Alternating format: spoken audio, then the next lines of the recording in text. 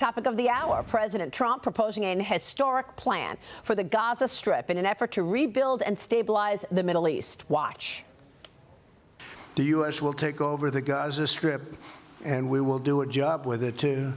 We'll own it and be responsible for dismantling all of the dangerous unexploded bombs and other weapons on the site, level the site and get rid of the destroyed buildings, level it out, create an economic development that will supply unlimited numbers of jobs and housing for the people of the area. We have an opportunity to do something that could be phenomenal. I don't want to be a wise guy, but the Riviera of the Middle East, this could be something that could be so bad. This could be so magnificent. The people that have been absolutely destroyed that live there now can live in peace in a much better situation because they're living in hell. President Trump's first foreign leader at the White House was Israeli Prime Minister Benjamin Netanyahu yesterday. He praised President Trump's new vision for the Middle East. Watch. Your willingness to think outside the box with fresh ideas will help us achieve all these goals. You cut to the chase. You see things others refuse to see. You say things others refuse to say. And after the jaws drop, people scratch their heads and they say, you know, he's right. He sees a different future for that piece of land that has been the focus of so much terrorism, so many attacks against us, so many trials and so many tribulations. He has a different idea. And I think it's worth paying attention to this. But Saudi Arabia is pushing back. The Saudis say they will not establish ties with Israel without creating a Palestinian state.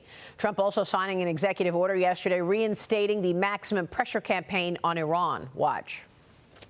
We also took action to restore a maximum pressure policy on the Iranian regime, and we will once again enforce the most aggressive possible sanctions, drive Iranian oil exports to zero, and diminish the regime's capacity to fund terror. We're both committed to rolling back Iran's aggression in the region and ensuring that Iran never develops a nuclear weapon.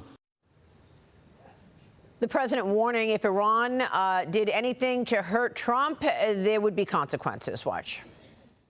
Say you're unhappy to sign it. If it's Iran and their proxies who have threatened to retaliate against you and your team by killing you guys for taking out Soleimani. That would be a terrible thing for them to do, not because of me. If they did that, they would be obliterated. That would be the end. I've left instructions. If they do it, they get obliterated.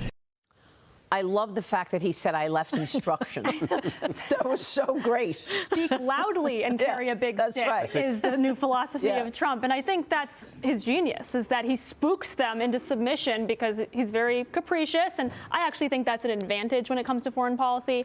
But, Maria, I just want to say, a nuclear Iran is a very serious foreign policy challenge for this administration. But unlike Biden and unlike Obama, Trump recognizes that Iran is 1/4 of this new axis of evil powers. And he's instituting a new sanctions regime, and he's curtailing their oil exports because he recognizes that the appeasement plan of the last 4 years and then Obama did not work. Iran did not agree to, they didn't follow through a lot of the terms of the Iran nuclear deal. And so it's important to hit them where it hurts. And that's their bank account. I mean, the pictures of Gaza are so incredible. It truly is a war site. Oh, yeah. I mean, it looks just completely demolished. So we do need solutions. Right. What are these people going to do? They can't go back there and live there right now. So what about this idea that some of the neighboring countries would take them in? So far, Jordan and Egypt said, we're not going to do it. And they've always done that, Maria. I mean,